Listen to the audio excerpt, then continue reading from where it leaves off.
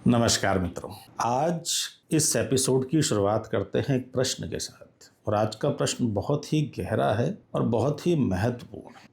और वो सवाल ये है कि जब हम कहते हैं कि गीता एक मनः शास्त्र है, एक डीप साइकोलॉजी है, तो क्या हम उसको सीमित कर देते हैं? क्या हम उसकी ऊंचाहट जो है, क्या जो उसकी ऊंचाई है, उसको हम कर देते हैं कम? क्या साइकी का मतलब सिर्फ माइंड है या सोल भी है? और अगर सोल भी है तो फिर गीता को सिर्फ साइकोलॉजी कहना क्या उसे नीचे लेके आना है अपने वास्तविक स्तर से?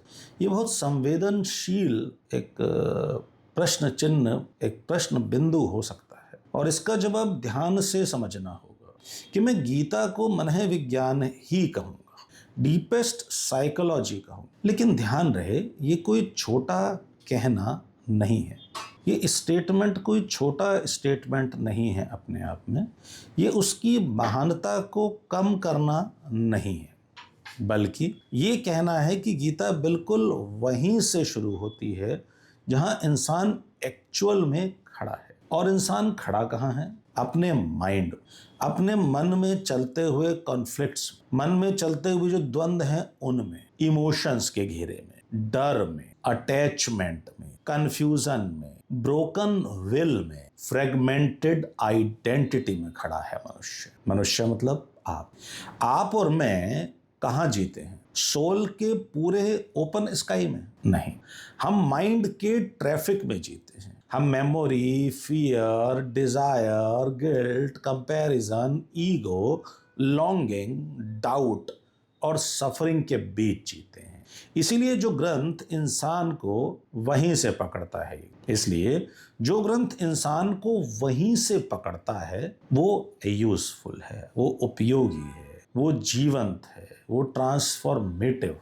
अब एक और गहरी बात, अध्यात्म का कोई शास्त्र होता ही नहीं। अध्यात्म तो एक अनुभव है, एक लिविंग रियलाइजेशन, एक डायरेक्ट नोइंग है, एक जंप है, एक ऐसी स्थिति जहां शब्द रुक जाते हैं, जहां एक्सपीरियंस है, वहां स्टेटमेंट हो सकता है पर शास्त्र नहीं हो सकता। जहां साइलेंस है वहां संकेत हो सकता है पर सिस्टम नहीं हो सकता। जहां समाधि है वहां घोषणा हो सकती है पर मैनुअल नहीं हो सकता। इसलिए जो भी सच में स्पिरिचुअल है वो अंत में शास्त्रों के पार चला जाता है। शब्द एक दूरी तक ले जा सकते हैं, बस एक निश्चित दूरी तक, उसके आगे उनकी सीमा आ जाए। यही वजह है कि मैं कहूँगा कि गीता का काम अध्यात्म को एक्सप्लेन करना नहीं है। गीता का काम माइंड को उस सीमा तक लेके जाना है जहां से अध्यात्म की जंप संभव हो सकती है।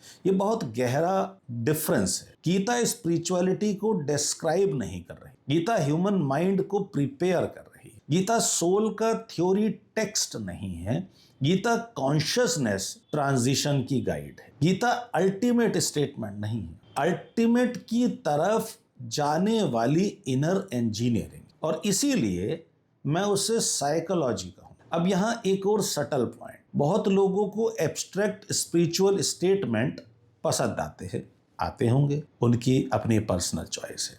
जैसे ब्रह्म है, आत्मा अमर है, सब माया है, सच तुम हो, जो है वो ही परम है। ठीक है, अच्छी बातें हैं, सुंदर बातें हैं, बहुत उच्च हैं, बहुत सत्य हैं, बिल्कुल ठीक है। लेकिन प्रैक्टिकल सवाल ये है, इसकी मदद अर्जुन को कैसे मिलेगी? अर्जुन मतलब गीता वाला अर्जुन नहीं, वो तो है ही है, आपके अंदर छुपा हुआ अर्जुन। उसे इसकी मदद, इन ऊपर ऊपर के वाक्यों की मदद उसे कैसे मिले?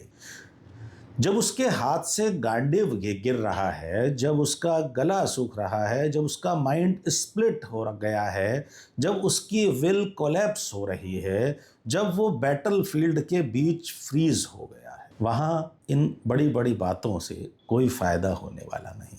अगर कृष्ण उस मोमेंट पर सिर्फ इतना कहते, आत्मा अजर अमर है, टेंशन मत लो, तो क्या अर्जुन ट्रांसफॉर्म हो पाता? नहीं, क्योंकि प्रॉब्लम जहां है वहीं सॉल्यूशन को उतरना पड़ता है। ये बहुत इंपॉर्टेंट साइकोलॉजिकल प्रिंसिपल। आप किसी इंसान की बॉडी पेन को लेक्चर से ठीक नहीं कर सकते। आप किसी इमोशनल वुंड को एब्स्ट्रैक्ट फिलॉसफी से हील नहीं कर सकते। आप किसी फ्रेगमेंटेड माइंड को डायरेक्ट अल्टीमेट ट्रुथ देकर इंटीग्रेट नहीं कर सकते। सॉल्यूशन को उसी फ्लोर पर आना पड़ता है जहां प्रॉब्लम रह रही। और अर्जुन की प्रॉब्लम क्या है, कहाँ है? उसके माइंड में, उसके मन में, उसकी अटैचमेंट्स, उसके कॉग्निटिव कॉन्फ्लिक्ट में, उसके इमोशनल कोलैप्स में, उसकी आइडेंटिटी फ्रैक्चर्ड में। तो कृष्ण का प्रवेश भी वहीं होता है। यही गीता की ब्यूटी भी है। उपनिषद का ऋषि क्या करता है? वो कहता है मैं जाने, मैंने जाना और मैं कह रहा हूं। वो अपने अनुभव का स्टेटमेंट देता है। वो विटनेस है, वो टेस्टिमोनी है, वो गवाह है। लेकिन गीता में कृष्ण विटनेस बनकर नहीं बोलते, टीचर बनकर बोलते, गाइड बनकर, कोच बनकर बोलते हैं, माइंड आर्किटेक्ट बनकर बोलते हैं। और ये डिफरेंस समझना बहुत जरूरी है। उपनिषद सिद्ध के काम आ सकता है, गीता साधक के काम।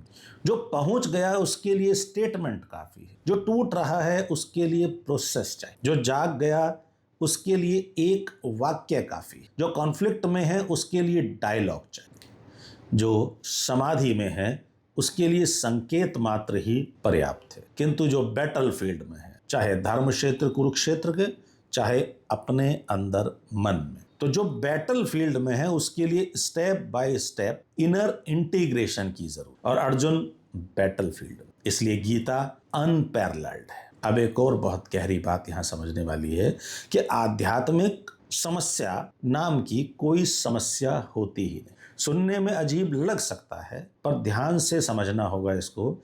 जहां सच में आध्यात्म है वहां समस्या बची ही नहीं। जहां समस्या है वहां माइंड है, जहां कॉन्फ्लिक्ट है वहां माइंड है, जहां दर्द है वहां माइंड है, जहां फियर है वहां माइंड है, जहां ईगो है वहां माइंड है, जहां मैं और मेरे का टेंशन है वहां माइंड।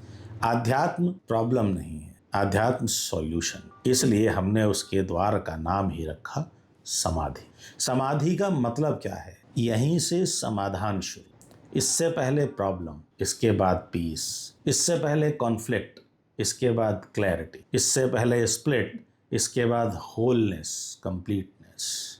तो जब मैं कहता हूं कि गीता साइकोलॉजी है, मैं गीता को छोटा नहीं कर रहा। मैं कह रहा हूं गीता एग्जैक्ट उस जगह का मैप है जहां से इंसान को समाधि की तरफ चलना है।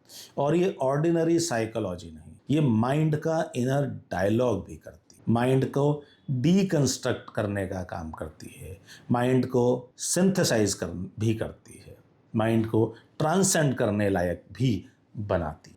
इस सेंस में गीता मॉडर्न साइकोलॉजी से बहुत आगे। मॉडर्न साइकोलॉजी अक्सर एनालिसिस पर आकर रुक जाती। गीता एनालिसिस से सिंथेसिस तक जाती और सिंथेसिस से ट्रांसेंडेंस तक। फ्राइड क्या करते हैं ऐसे? वो कॉन्फ्लिक्ट को दिखाते, जुंग सिंबल्स को दिखाते, एडलर पावर पैटर्न को दिखाते, फ्रॉम सोशल कंडीशनिंग को दिखाते। लेकिन कृष्ण फ्रेगमेंटेड सेल्फ को अखंड बनाने का अथक प्रयास करते हैं। वो सिर्फ समस्या को नाम नहीं देते, वो कॉन्शियसनेस को एलिवेट करने का। इसलिए मैं कहूँगा कृष्ण सिर्फ साइकोलॉजिस्ट नहीं है, कृष्ण साइकोसिंथेसिस्ट हैं। और उसके भी आगे कृष्ण इनर इंटीग्रेटर है। वो अर्जुन से कहते हैं तुम गलत हो, चुप रहो। ऐसा कह सकते थे, लेकिन ऐसा उन्होंने नहीं कहा कि तुम गलत हो और चुप हो जाओ। वो कहते हैं बोलते रहो, मैं तुम्हारे माइंड को धीरे धीरे देखता हूं, समझता हूं, और फिर उसी लेवल पर तुम्हारा हाथ पकड़कर ऊपर ले चल। ये कितना अद्भुत टीचिंग मॉडल है। और इसीलिए गीता का फ्यूचर है, एक भविष्य है उसका। कहां तक? जहां तक मानव जाति। इसीलिए गीता आज भी रेलेवेंट है, सैकड़ों हजारों वर्षों के बाद। इसलिए गीता मॉडर्न इंसान को टच कर सकता। आज का इंसान मेटाफिजिक्स से ज़्यादा मेंटल सफरिंग से जूझ रहा है। उसे एब्स्ट्रैक्ट थ्योरी नहीं चाहिए, उसे लिविंग क्लैरिटी चाहिए, उसे स्टेटमेंट नहीं प्रोसेस चाहिए, उसे डोगमा नहीं ट्रांसफॉर्मेशन चाहिए। उसके अंदर एंजाइटी है, डिसीजन फटीक है, इनर स्प्लिट है, आइडेंटिटी कॉन्फ्लिक्ट है, कंफ्यूजन है, इमोशनल फ्रेगमेंटेशन है, परफॉर्मेंस प्रेशर है, मीनिंग क्राइसिस है। और यहीं गीता उसका हाथ पकड़ सकती है, क्योंकि गीता उसे वहां मिलती है जहां वो एक्चुअल में खड़ा है। अब जरा इमेजिन कीजिएगा, अगर कृष्ण अपने ही तल पर बोलते, अपने हाईएस्ट रियलाइज स्टेट से सीधा बात करते, तो क्या होता? अर्जुन का कनेक्शन टूट जाता। एक आदमी आसमान में होता, एक आदमी जमीन पर होता, एक आदमी साइलेंस के पार खड़ा होता और एक आदमी माइंड के बीच में फंसा हो। दोनों के बीच कोई कम्युनिकेशन संभव नहीं हो पाता। अर्जुन के सिर के ऊपर से सब निकल जाता, लेकिन कृष्ण ऐसा नहीं करते। यही उनकी टीचिंग जीनियस है। वो झुकते हैं, उस हद तक झुकते हैं जहां अर्जुन खड़ा है। वो अर्जुन के पास जाते हैं, वो उसकी लैंग्वेज में बोलते हैं, वो उसके दर्द को के फ्लोर पर उतरते हैं, उस धरा पर उतरते हैं जहां वो उस दर्द को महसूस करें। वो उसके प्रश्न के लेवल पर आते हैं, वो उसके कॉन्फ्लिक्ट को सम्मान देते हैं, वो उसकी साइकोलॉजी को समझते हैं और फिर धीरे धीरे उसका हाथ पकड़कर उसे ऊपर उठाने का प्रयास करते हैं। अर्जुन गिरता है तो कृष्ण भी उसके पास तक झुकते हैं।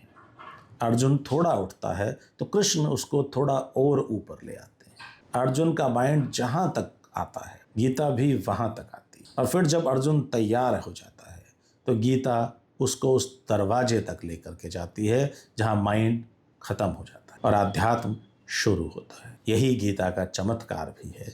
वो प्राइमरी स्कूल से शुरू होती है और यूनिवर्सिटी के अंतिम छोर तक, अंतिम द्वार तक लेकर के जाती है। उसके बाद शब्द रुक जाते हैं। इसीलिए मैं फिर कहूँगा, गीता को साइकोलॉजी कहना उसकी सीमा को बताना नहीं है।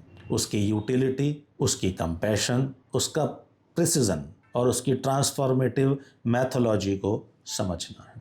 गीता एब्स्ट्रैक्ट स्पिरिचुअलिटी को का ऑर्नामेंट नहीं है। गीता सफरिंग माइंड का लिविंग ब्रिज है और फ्यूचर उन्हीं ग्रंथों का है जो एक्चुअल ह्यूमन सफरिंग को छू पाते हैं। जिन ग्रंथों में सिर्फ स्टेटमेंट है, उन्हें सिद्ध लोग पसंद कर सकते, लेकिन जहाँ स्ट्रगलिंग ह्यूमन बीइंग है वहाँ प्रोसेस चाहिए, जहाँ पेन है वहाँ पाथवे चाहिए, जहाँ एंग्जाइटी है वहाँ इनर आर्किटेक्चर चाहिए, जहाँ फ्रेगमेंटेड सेल्फ है वहाँ इंटीग्रेशन चाहिए। और गीता ये सब देती। आज का इंसान भी अर्जुन ही है। आपकी बात हो रही है इसमें कि आज का इंसान भी अर्जुन ही है और उसको भी कृष्ण वहीं से मिलेंगे जहां उसका माइंड टूट रहा है। इसलिए अगर आप सच में गीता को जीना चाहते हैं तो उसे सिर्फ एक पवित्र ग्रंथ, एक होली बुक को समझने की गलती मत करना। उसे इनर मैनुअल समझना होगा, उसे कॉन्शियसनेस कोचिंग समझना होगा, उसे लिविंग साइकोलॉजी समझना होगा, उसे एक ऐसा मनःशास्त्र समझना होगा जो आपको उस सीमा तक ले जाता है जहाँ से अध्यात्म की छलांग हो सकती है। और उस छलांग से, उस जंप से वहाँ ना गुरु बचता है, ना शिष्य बचता है, ना अर्जुन बचता है और ना कृष्ण ही बचते हैं। वहाँ जो है उसका कोई नाम नहीं। वो तो प्योर कॉन्शियसनेस है, वो तो एक अवेयरनेस है, वो एक अनुभव है, वो एक एक्सपीरियंस है। लेकिन वहाँ तक पहुँचने के लिए माइंड को समझना ज़रूरी है। इसलिए गीता मनःशास्त्र है और इसी में उसकी महिमा छुपी है। यात्रा अब दिन ब दिन और गहरी होती जा रही है। अगले पड़ाव तक अपना ख्याल रखिएगा। धन्यवाद।